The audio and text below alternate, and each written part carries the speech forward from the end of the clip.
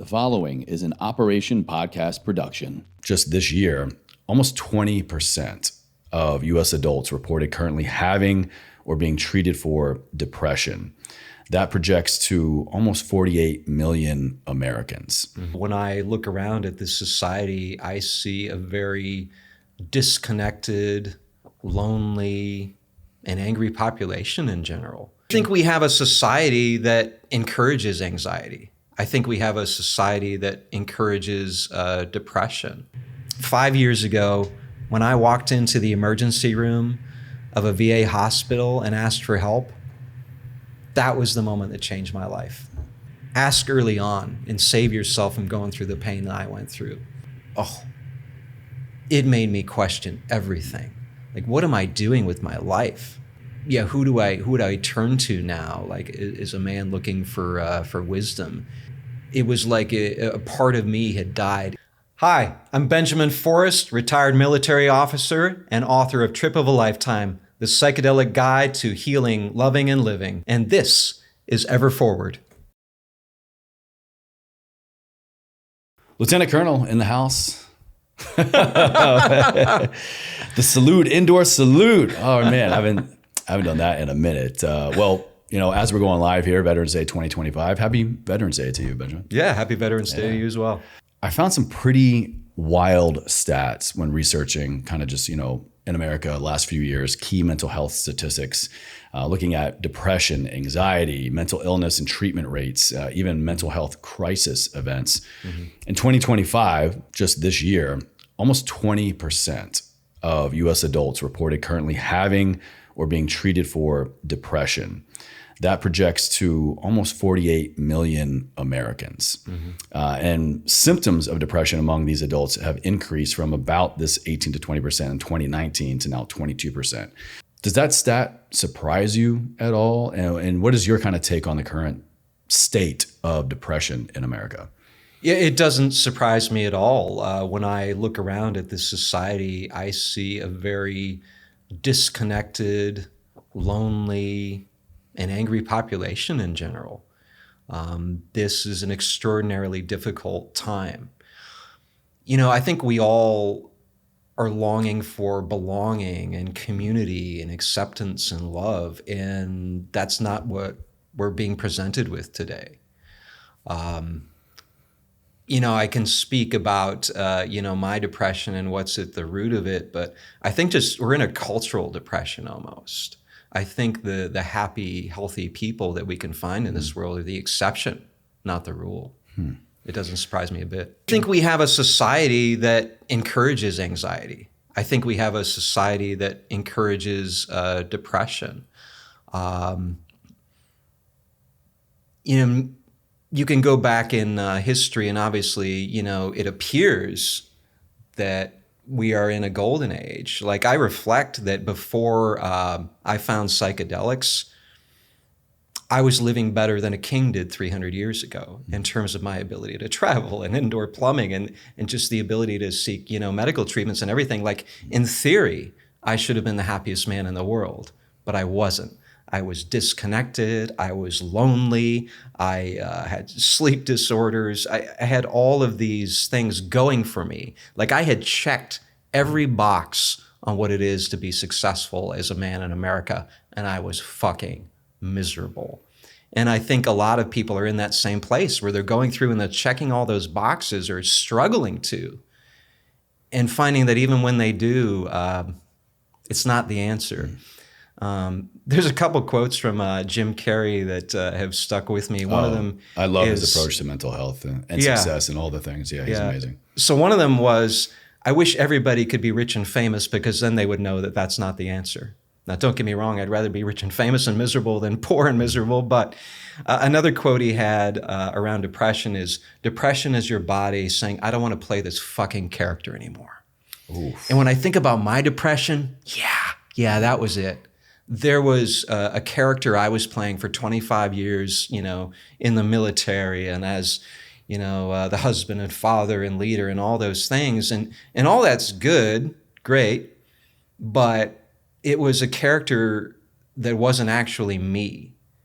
And I think in part of what I was longing for was to play a character that reflects, the genuine Benjamin, the me inside, and not, the mold, the character, the script of who you are supposed to be. There's a quote by Joseph Campbell, "The privilege of a lifetime is being who you are." And before psychedelics, I was not who I was. I was playing a different character that did not resonate with my soul. And after psychedelics, a lot of things changed. But what I think maybe was so important was to actually find who am I and to be able to live from that authentic place. That maybe more than anything was the cure for depression for me. Well, I definitely want to get there. I've definitely talked about psychedelics and altered states of consciousness in a variety of ways on the show before, both with guests and experts and scientists and psychiatrists, and even my own experience with them over the years. But before that, I think if we can kind of maybe peel back a layer, because I feel like you have, and I have, and a lot of other veterans and service members listening, watching, have this other layer to identity that I sure as hell didn't know I had during, when I'm a bright, bushy-tailed, 17, yes, I enlisted 17, young man, boy, stepping into this role, this identity of warrior. And that becomes a very easy thing to do and to have and to keep because, I mean, for lack of a better term, it's kind of, you're brainwashed that way. And it has to be that way in order for a military to exist and to survive and thrive even. At least just that's my experience with the U.S. military. Sure. Walk us through this extra layer that you think military service members are experiencing that they might not fully realize is there before we even get into just the standard veil that we need to peel back to get to our true self. Sure. And before I do that, I want to express, after years of reflecting upon it, I kind of loved the military too. Like I went into basic training a boy and I left a man. And it gave me so many opportunities and so much adventure. And I'm not going to pretend I didn't love the adventure. That was so, exciting. And as a young man, like, what an opportunity. So there was so much about it I loved. But I think there is some dangers in there as well. Like, you talked about some brainwashing. I mean, that kind of is what basic training is. You break them down and build them up and, the image you want to be them in. And so there can be like a loss of identity that happens with that. We were talking beforehand about, my appearance. So after I got out of the military, there was kind of a conscious effort of, I don't want to look like an Air Force officer anymore. And along came the hair and the beard and the tattoos and, the style of dress. The image I found, I'll have to throw it up on the screen. The image I found was very different than the one that I saw of my guests here coming on the show today. You guys have to watch the video to find it, but you can see, here we go. It's the same man. It's the same guy, everybody. That was my days as a squadron commander. So there's that, having to fit the mold and that identity piece, which is necessary, but also can come, at a price. And then there's this other, price that I think I paid in the military. So, I'm a man of a certain age, and I was raised in, the era of, boys don't cry, and I have a very stoic father. And so there was a lot of, emotional suppression that was going on there. And then being in the military and being in Iraq and being in Afghanistan, there is a necessity to put aside all your fear, put aside all your feelings, and do whatever has to be done. And that is so essential and helpful even. And it makes sense biologically. Like it makes sense when, there's a tiger at the door to shut down all of your feelings and do what has to be done, or in a war zone, or in a meeting, or, with your kids who need something. Like that biological mechanism of shutting down feelings is very helpful. And as men, we're very trained to do that. But after a while, there's a price there. And if you live in that space, of not feeling those feelings that are building up, that can cause massive psychological problems over time. And so I found that, 25 years, or if we want to be more honest about it, almost a lifetime of suppressing feelings and emotions and pushing those down. Like eventually that became this, I don't know, like metaphorical cancer within my heart. I was living as, half a human being because I was unable to, access what was going on inside. And meanwhile, all of those feelings, that grief, especially after my father's died, was just begging out for attention, begging out to be felt. And I was so ill-equipped for that. There was so many things in this world I could do, but I didn't know how to process, emotions or feelings in any kind of healthy way. And I think a lot of humans are in that place, and I think especially a lot of men are in that place, which is why men lead the charge in a lot of really negative ways in terms of alcoholism, drug abuse, suicide, incarceration. I feel like we're raising a generation of men who are lost because they don't know how to even be men anymore. And there's so much messaging going on right now about masculinity and about men that is so negative. Like, I mean, my own, experience was challenging, but I think it's even more challenging for young men growing up today. Like, where is the role model of healthy masculinity today? When I look around, I see so few. This book is so important to me. It's, my heart on paper. But when I think about what I want to write next, I think it is specifically about men. It is specifically about how can we be healthy and manly? How can we be full human beings, without shame and without suppression?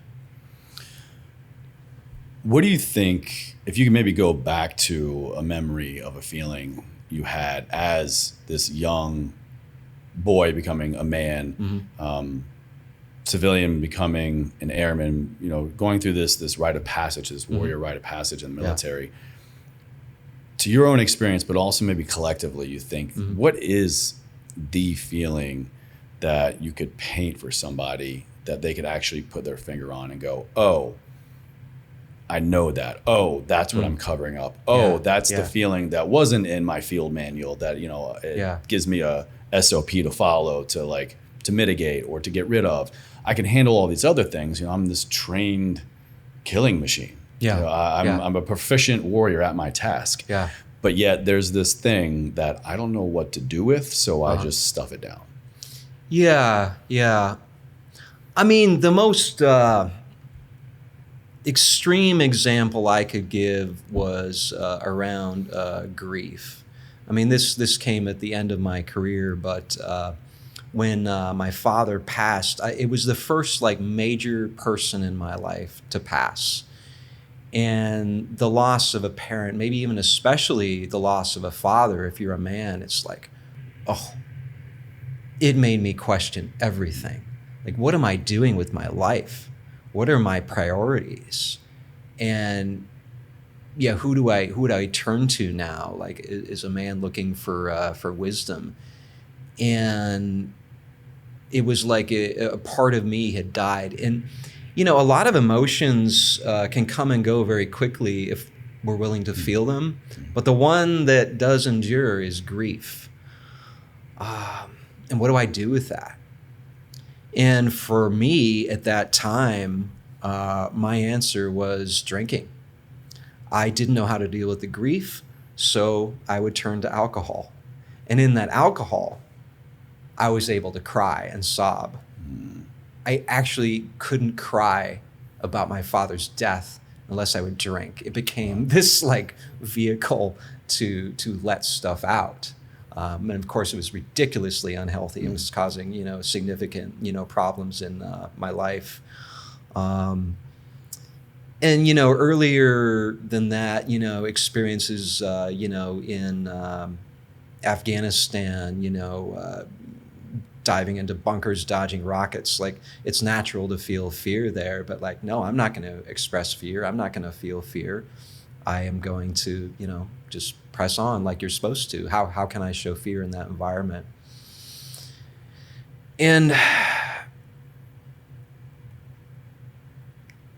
don't know, it didn't cause a problem immediately. Like for much of my military career, I actually really fucking loved it. You know, when I was 19 and looking at joining the military, like I needed that. Like there's this chaotic male energy that was inside me. And so the military and especially basic training became that like rite of passage. And I wish more young men actually had that kind of rite of passage today. I've joked that I don't think the military is for everybody, but I wish every young man could go through basic training. Yeah, I can get on board with that as well. Yeah. And you know, the other part of that is that playing of the role while you're in the military. You know, certainly like as an officer, like the last thing I wanted to do was ever show vulnerability, because we have this myth that vulnerability is weakness. And the thing about not being able to be vulnerable with another human being is you can never have, you know, true intimacy, and you can never even really have a deep friendship. It's very interesting to me when I look at my own life. Like today, I have all these wonderful friends still from my teenage years. And I have all these amazing, magical friends that I've collected since I got out of the military in the last 6 years. I'm actually not really in touch with 25 years of military friends. Now, they'd be there for me in a heartbeat if I reached out, and they're good people, but because we're not able to be really vulnerable with each other, typically, the friendship can only go so far. And I think that's really typical of a lot of, you know, male friendships.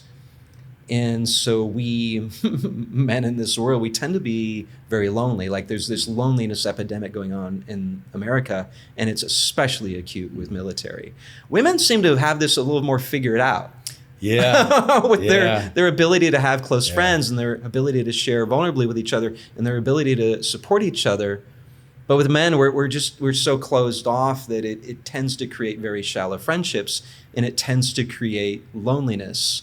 It was a few years ago while I was writing an early draft of this book, the Surgeon General released a report about the loneliness epidemic. And I think in there he said that loneliness is the equivalent of smoking 15 cigarettes a day in terms of the impact that it has on health. Yeah, it used to be, you know, I think it was sitting was the new smoking. But over the years that has turned into, or in addition to, loneliness. Yeah. And we're now, you know, you think loneliness is just something you can just shake off, right? Yeah. But we're now seeing, unfortunately, the downstream effects of mental health, physical health, of what happens when you are siloed. Yeah. I mean, we all went through it globally for years. Yeah. And now we're on the shit end of the stick of it. Yeah, and we are wired for belonging. We are wired for belonging. I mean, if we were to use our imaginations and go back to the days when we were cavemen, a caveman alone in the jungle is gonna die.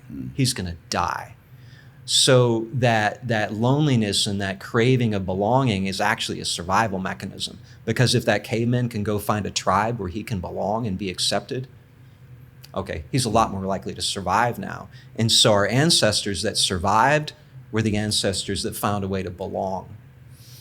And so flash forward to today, how much does the average person, how much does the average man feel like he belongs? The past often provided community through churches.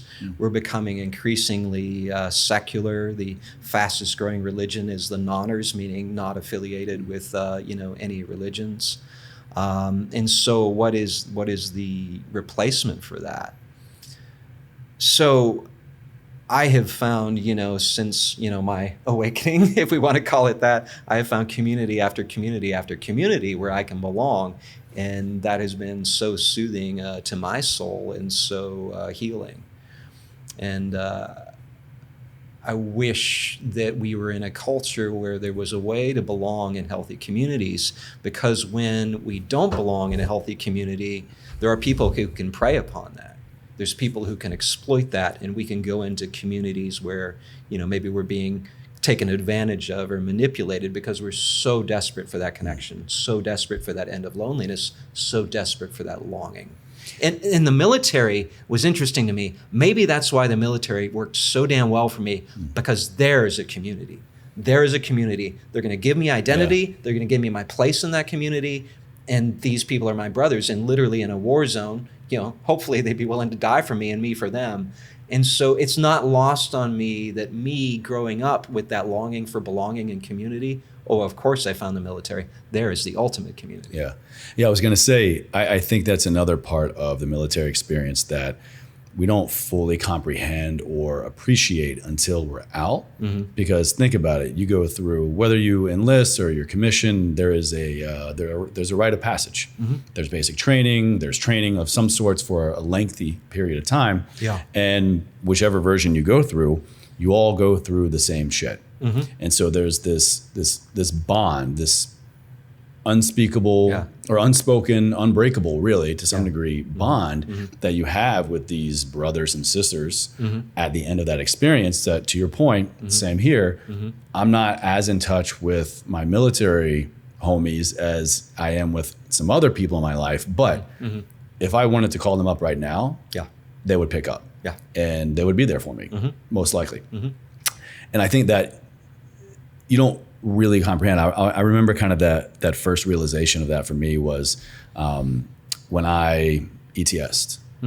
So when my contract ended basically in the military, when I signed out for the last time and I drove off base, I remember looking in the rear view, and I didn't know it at the time, but I had this just kind of like this gut feeling of like, I'm really leaving something. At that point, I was a little excited to get on with the next phase of my life, and I was going through my own rehabilitation at the time, so I was ready to just like get my life back. But now, years later, I'm going, I wish I would have like maybe pulled over and just like sat with that feeling of what I'm losing. Because I think, unfortunately, other service members don't realize that until it's too late, until you have this inexplicable depression and anxiety and mood swings and lack of knowing who to call for what. We step away from an entire support system. We have people to tell us, or we can go to them to find out where to be, at what time, where do I go to get my pay? Where do I go to get my money? Where do I go to get my uniforms? What's my job? What's my mission? And you can rely on that system, that community. And then literally overnight, it's all gone. Nowhere else, maybe, I don't know, with first responders or something. I don't know. I can't think of any other community where like you go through something so significant for that period of time, and then literally overnight it's all gone. It's like almost unfathomable for somebody to comprehend that going in, but you unfortunately have to go through it on the other end of it. And our experiences were different. I think you said you left after 4.5 years, and 6 years, and probably with a little bit of like regret, because of the way you had to leave, maybe. Right. Yeah. My plan was to do like you, go the full 20 years, retire, but life had other plans for me. And my experience was different. After 25 years, I was exhausted and I was done with it. And I remember in my retirement speech, I said, most of you don't know how this feels retiring right now, but I'll tell you what it feels like. It's like a combination of being released from prison and winning the lottery. Like that's how I felt at the time. So for me, it was kind of like, fuck you guys, I'm out of here. And it took me years to actually appreciate what the military gave to me. Like they molded me, they gave me opportunities, they gave me adventures, they gave me community. Like my joke is like, I love the military if it wasn't for the wars, right? So I with distance, I can see actually how amazing and beautiful that opportunity was, despite some difficult periods. Of course, like everything, right? You have this incredible. Speaking of your book, this incredible kind of part 2 of your title, Trip of a Lifetime: The Psychedelic Guide to Healing, Loving, and Living. So when I heard that last part, healing, loving, and living, it made me go, so then the assumption is that we are wounded, fearful, and I don't want to say dying, but staying stagnant. I really feel like to say that we need a guide to healing means that we have a wound or wounds that need mending. And to say we need a guide to loving means I don't think the opposite of love is hate. I think it's fear. So my question then is, how are we wounded? What are we fearful of? And how or why are we staying stagnant? Ooh, That's a brilliant interpretation. Thank you. So how are we wounded? I mean, that's going to be different for everybody. But I think, after years of working on myself and years of working with clients around psychedelic experience, typically those wounds are back in childhood. It's, mom who didn't know how to love us as we needed to be loved. It's father who didn't know how to express his feelings in a healthy way. It's, the kids bullying us on the playgrounds, or, whatever unique manifestation of those childhood traumas are, because as a child, we don't know any better. We don't know any different. And we're so vulnerable. And so these maybe slight little wounds can really shape us. And then for others, there can be, traumatic experiences, in adulthood, either in a war zone or some kind of, sexual assault, or, who knows what it might be. So those wounds can all be very different. But everything I just mentioned has one thing in common. It's all relational. Every wound I just mentioned is in relationship to another human being. And so when I think about healing, I do think about it in terms of relationships. And so how do we heal those relational wounds? And my experience and those of my clients has overall taught me that just as we are wounded in relationship, so too do we heal in relationship. What do you mean by that? Can you kind of Sure. unpack that a little bit? So, for example, if, I had a father who was unable to express emotions, or he was abusive in some way, then maybe my healing comes with finding some sort of, metaphorical father in later in life who can be, healthy and supportive and kind of be, the father that I need. Or, maybe it's learning to be, a father to myself. We all have these inner childs within us. So I have had to learn how to be a father to my inner child and to give him the love and support and encouragement that, perhaps I didn't get as a child. And the other bit of healing is around the feeling of, those feelings, as I've talked about before. I see feelings as these little creatures that just want to be acknowledged and given their time on the stage, and then they'll leave. Yeah. A lot of, Yeah. the work is going into those, wounds and hurts that we have kind of buried there. And in terms of loving, I realized I have not done a great job of loving.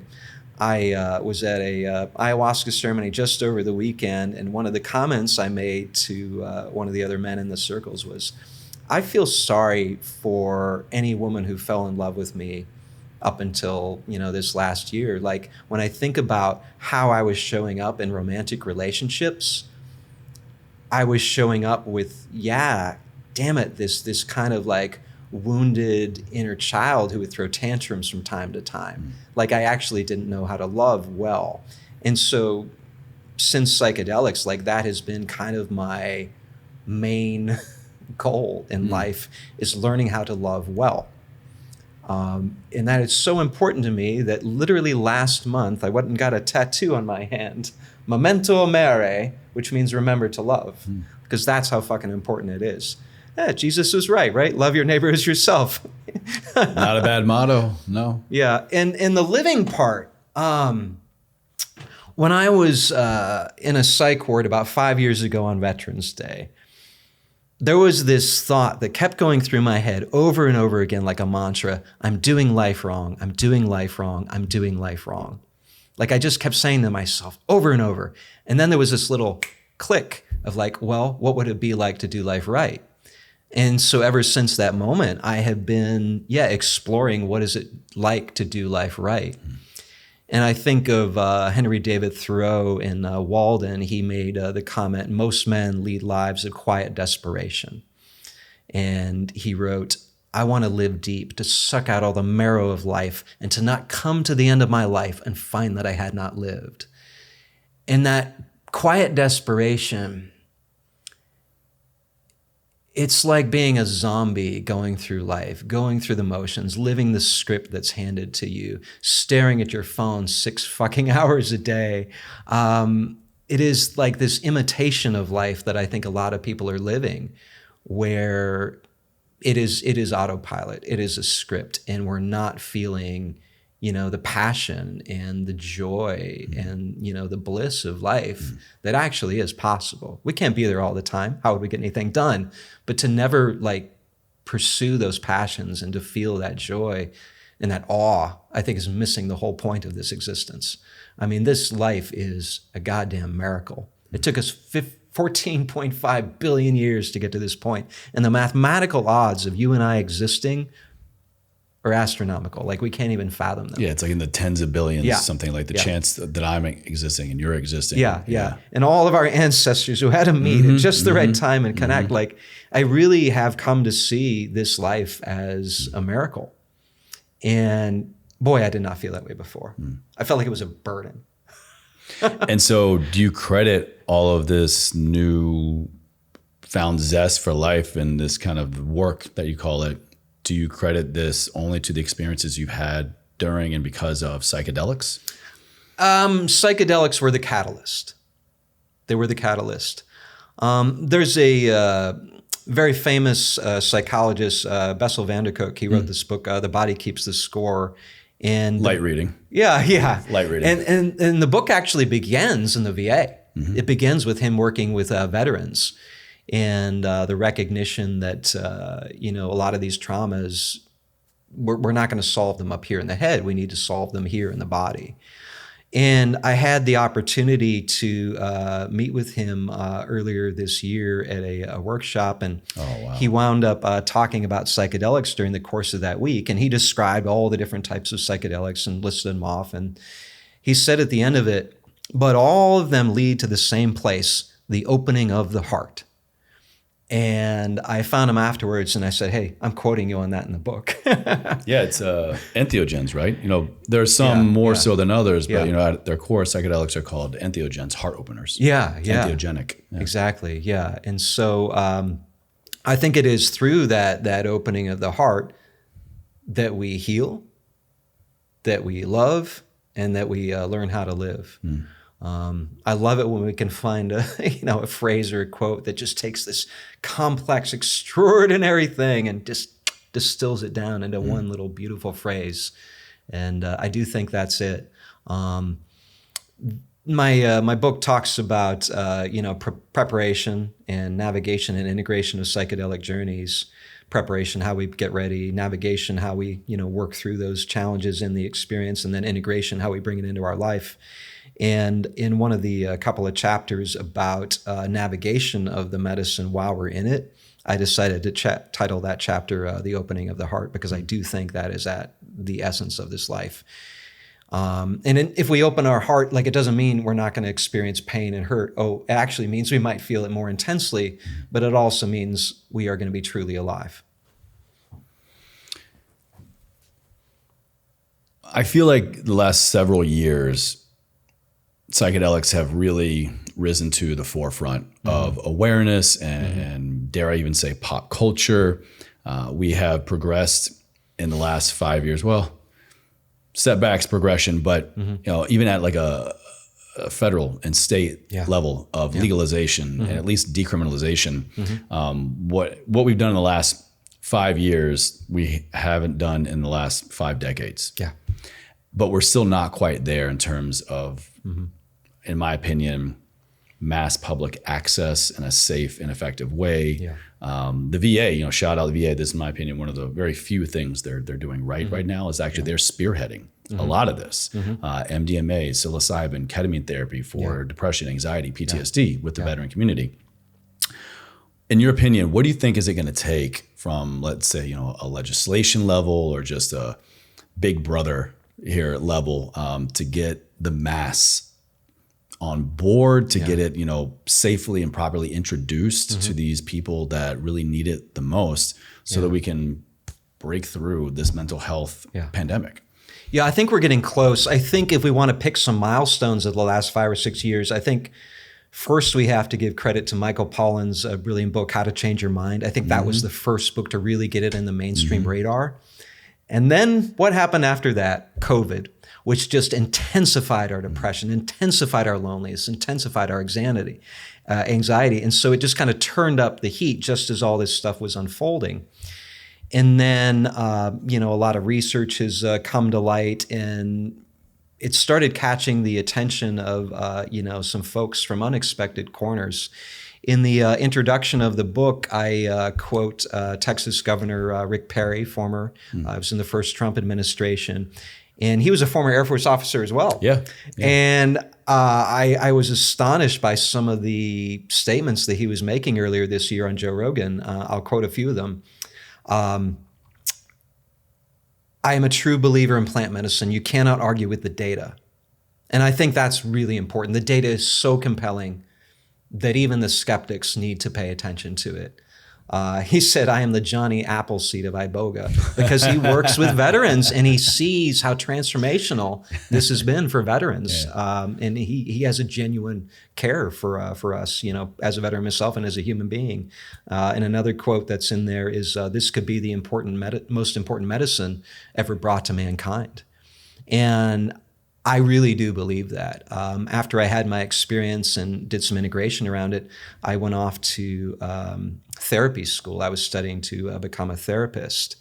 And I ultimately left for a few reasons, but one of them was I realized the professors I had that semester, it was a small sample, but none of them really knew anything about psychedelics. They didn't have personal experience with it. They didn't even seem to have enough curiosity to go explore it from an academic professional perspective. And I feel like too many psychologists today are missing what to me is the most important tool and discovery in the history of psychology. But fortunately, there's enough momentum going that I think we are very close to legalization. There are already various places in America where it's being decriminalized. It's still, of course, Schedule I at the federal level, but I think we're so close to that shifting. And to answer your question of what is it going to take to shift that over, I think it's actually people like you and me. Because veterans have this unique position in society where we are sympathetic to both the left and the right and the whole political spectrum. So people across the aisle, this is actually one conversation that they're willing to have. And I think veterans, because of, whatever, the respect or maybe the obligation the government owes to us, or however you want to phrase it, we have this unique role. And Rick Doblin, the head of MAPS, he sees this as well. He's been studying, public policy around psychedelics for years, and he sees this is the pathway. This is the gateway. The military people can bust open the doors for psychedelic healing, and then everybody else can follow through, which is great. I mean, that's what we're supposed to do, right? We're supposed to go out there and be warriors who bust down doors. Let's go bust down this damn door. Yeah, I'm here for it. Let's be honest, though. Not everyone, soldier or civilian, are going to be willing or want to ever participate in a psychedelic experience. Yeah. Despite maybe people like you and me or loved ones, friends telling them, hey, I was suffering like you. Yeah. I went through this, went through that. Yeah. You know me. We've known each other for years, decades. Yeah. You trust me. You love me. They're not going to do it. Yeah. Is there an equivalent of a healing journey, a healing experience, in your opinion, for those people that will never touch a psychedelic? Yeah. So first of all, I never push people or encourage people to do psychedelics if they're not comfortable with it. I don't want everybody to take psychedelics. I just want them to have the opportunity to do so if they feel so called to it. But the good news is, yes, psychedelics at the end of the day are just a tool. I happen to think they're the most powerful tool in this realm, but they're just a tool, and there are other tools. Stanislav Grof was an early psychedelic researcher, and in 1970, when psychedelics became Schedule I drugs, he thought, okay, well, how do I work with this? And he developed something called holotropic breathwork, where through the power of the breath, in the right environment, in the right setting, in the right people, you can actually create a psychedelic experience through breath work. You can essentially get high on your own supply. Oh, my first psychedelic experience, my first out-of-body experience before I ever touched a psychedelic was in a breathwork class. Yeah. And I've done holotropic breathwork 5 days at the Esalen Institute. And yes, that is akin, I think, to a psychedelic experience. Now, is it as intense, as deep? For me, no, it wasn't. But oh no, I can definitely see that as a path. And I think for people who, for whatever reason, don't want to or maybe even shouldn't do psychedelics, there is a way to explore. A way to explore it's safe. It's just using your own body. And unlike a psychedelic experience where once it starts, you can't get off the train, with the breathwork, you can get off that train. If it becomes too intense, if you need to back off, you can simply go back to your normal breathing. So I think that is definitely a path of healing. About a year ago, I found another non-medicine path that was, to me, as intense as a psychedelic experience. It was a 7-day therapy boot camp, for lack of a better phrase, called the Hoffman Institute. They're all over the world. They've been around for decades. And in this 7 days, they take away your phone, and they have you for 13, 14 hours doing really intense therapy through somatic means.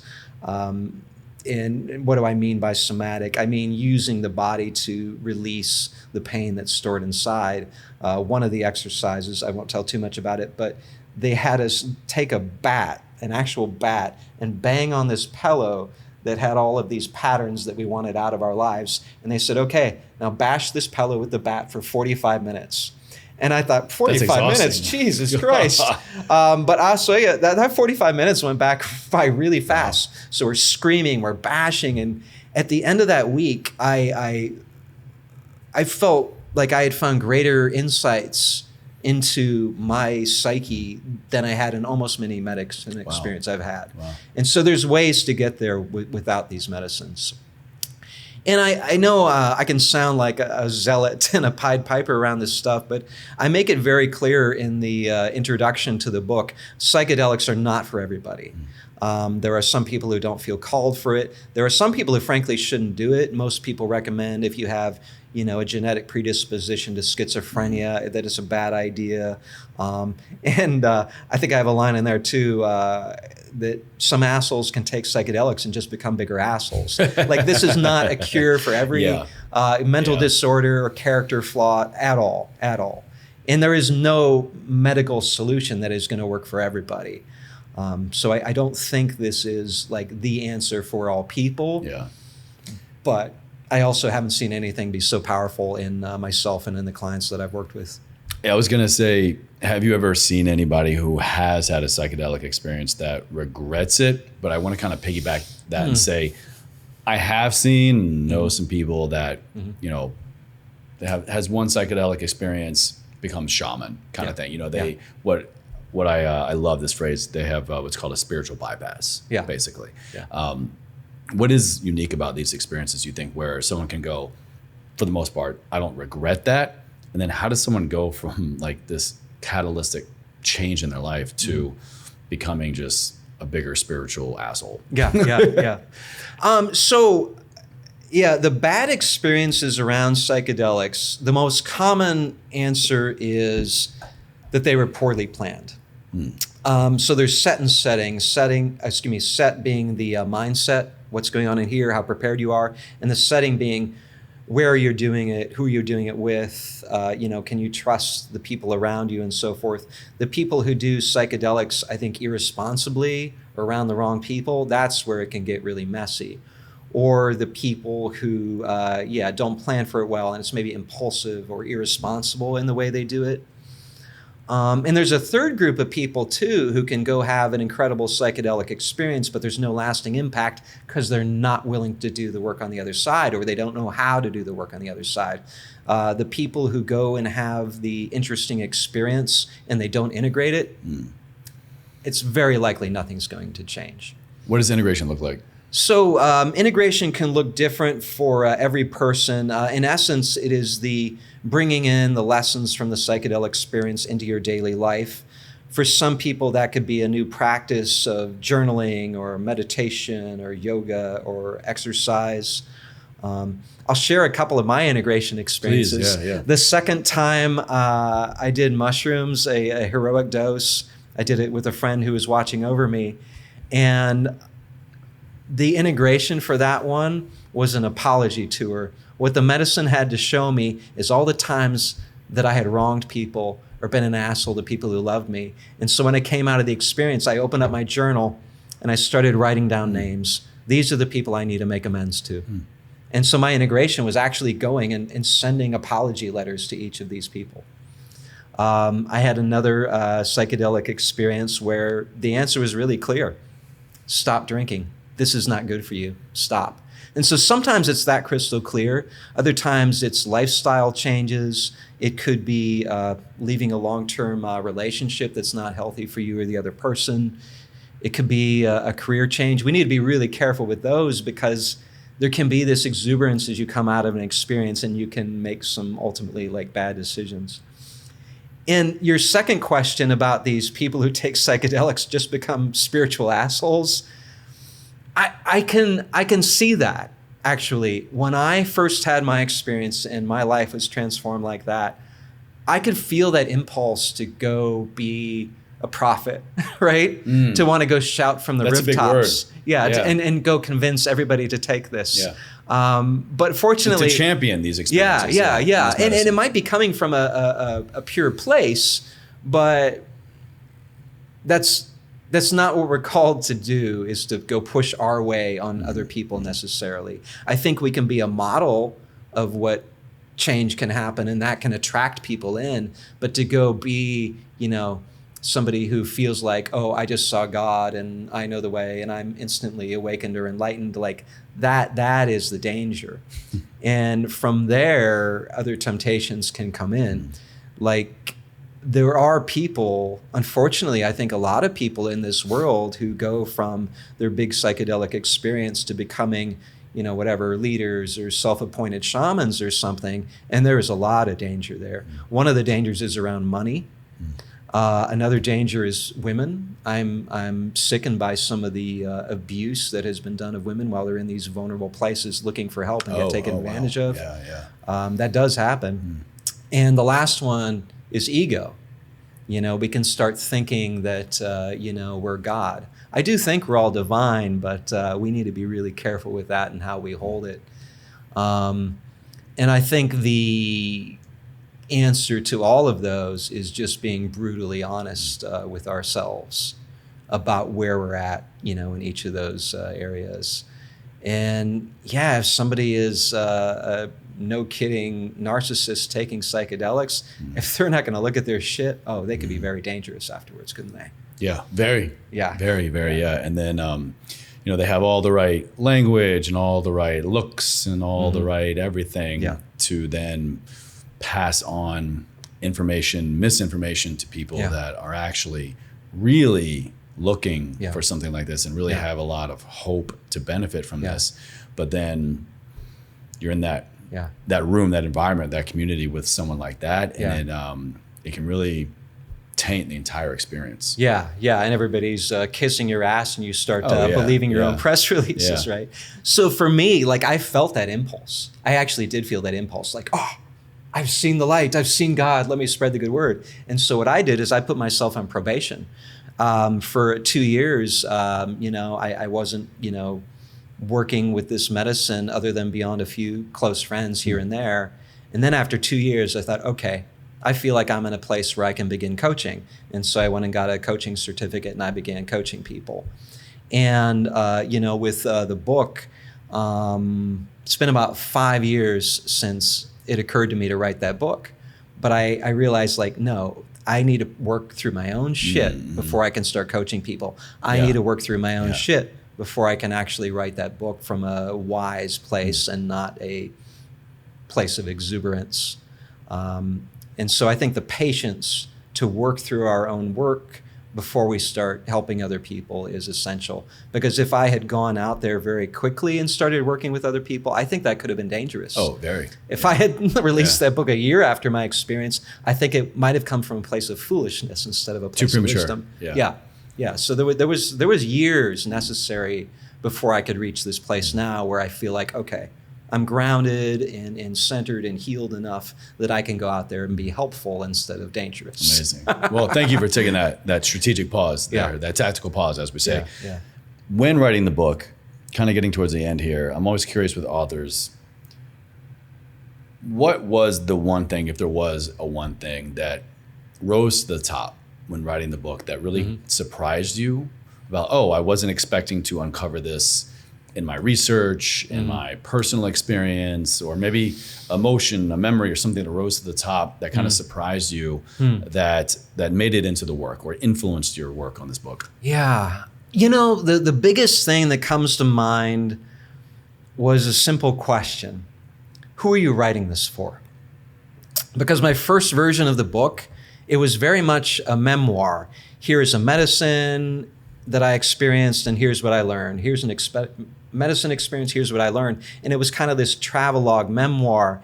And after 320 pages, I asked myself this question: who did you write this for?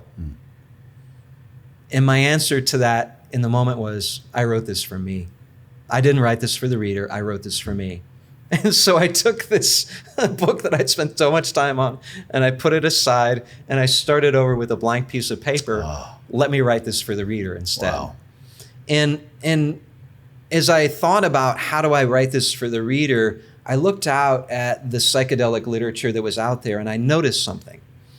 I noticed there was a lot of great works of journalism and, you know, academic, and there's some memoirs out there, and there's some kind of workbooks, but there was a little missing piece that I saw, and it was, where is the simple self-help book for somebody who can't even spell psychedelics, who can pick it up and learn how to prepare, how to navigate, how to integrate in a really concise, inspirational, simple, like easy to read way? Like, where is that self-help book? And so my joke became, okay, I'm going to write the 7 Habits of Highly Psychedelic People. I'm going to write that self-help book and fill what I saw as like a little bit of a hole there. Sign me up for that one. I love that. I love that one, yeah. Yeah, and so I actually put together these like affirmations, for lack of a better word, these 12 principles that were going to guide me in writing the book. And so as I'm writing it, I would look back and I'd be like, oh, did I write that paragraph for me or to be clever, or did I write it for the reader?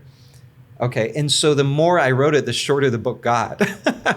Because if I want to be really clear and really concise and really cater to the reader, I need to grab their attention and hold on to it, because we live in this time where everybody is competing for our attention.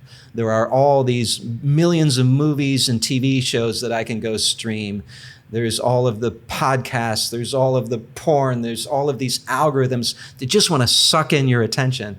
So I need to, if I'm going to get the attention of a reader, I need to be worthy of that attention. And I need to be as clear and concise and friendly and vulnerable and simple as I can possibly be, so I can take their attention and not hold it for a moment more than I need to, and then, you know, give it back to them. So yeah, for me, if I'm putting together a message, I really need to focus on who is the recipient of this message. The military taught me that too. I remember when I was enlisted, we had this PFE, they called it at the time, the Promotion Fitness Examination, and had all these topics in there, and one of them was like how to public speak. And there was these steps to being a good public speaker. And the very first question is, or the very first principle, analyze your audience. That is the essence of communication. Who is listening to this? Because if I'm talking to, you know, a PhD from Harvard, that's not the same as talking to a housewife in Utah. So, okay, who is the recipient of this? And I guess if I had to like say who is the recipient, who is the reader, I would say there's somebody like me. They've never done psychedelics before. They're a little bit afraid, and they actually don't have much of an idea what they're doing. Okay, there's my reader. And not that other people, you know, academics or psychonauts couldn't, you know, enjoy or get something out of the book, but like, no, I need to go for the person like me who's struggling, who's curious about psychedelics, but doesn't really know how to start. Speaking of audiences, I want to ask you one more question before my final question. Sure. There's a graduating class of new boots, boot camp, Air Force, Army, Marines, whatever. If you could turn and face them on the ceremony floor and prepare them for whether that's 2-year enlistment or 25 years like yourself, if you could prepare them through the lens of mental health, what would you tell them and why?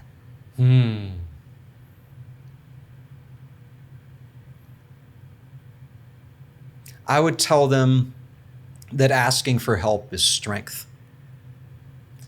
I was very afraid to ask for help. That felt to me like weakness. But it's actually strength and honesty. And there was a pivotal moment in my journey of healing that changed, and it was a moment of asking for help. When 5 years ago, when I walked into the emergency room of a VA hospital and asked for help, that was the moment that changed my life. That was being honest. And I don't want you out there to wait to get to where I got before you ask for help. Ask early on and save yourself from going through the pain that I went through. Asking for help is honesty, it's integrity, and it's strength. This healing journey, it takes courage, it takes guts, and it's not weakness. It's actually the manliest thing you can do. Could not agree more. Yeah. Could not agree more. My last question. Ever forward, those two words. How do they land on you? What do they mean to you here today? How do you, Benjamin, live a life ever forward? I think living ever forward is knowing where you're going and doing what needs to be done to get there. I'm in a really beautiful position in life. I know exactly what I want to be doing in this world, and there is nothing that's going to stop me from doing it. I am, as odd as this sounds, I am on a mission of healing, loving, and living, and that is the rest of my life. That is my ever forward. There's never a wrong or right answer. Thank you for your interpretation. Guys, listening, watching, check out Benjamin's work. You can get his book now, Trip of a Lifetime, The Psychedelic Guide to Healing, Loving, and Living. Available anywhere they get books, Amazon, I'm sure. Available on just Amazon right now. Amazon. Okay, great. Did you do an audiobook by chance? The audiobook is coming. I haven't recorded it yet, but I do almost all my reading via audiobook, so it's coming. I love when the authors read their book for the audiobook. It's just, I don't know if you're going to do this because we're time traveling right now. This is live in November. We're talking now, maybe it's out. But I love when authors read their own work, and we kind of usually get a little offshoot sometimes. I found, especially on Audible, my favorite audiobook app, they'll do a little sidebar or an extra thing. You can hear the emphasis, you can hear the emotion. And then something like this, I think that would go a long way. Yeah, it will absolutely be in my own voice. Yeah. Amazing. Well, sir, thank you. Thank you. It's been a pleasure.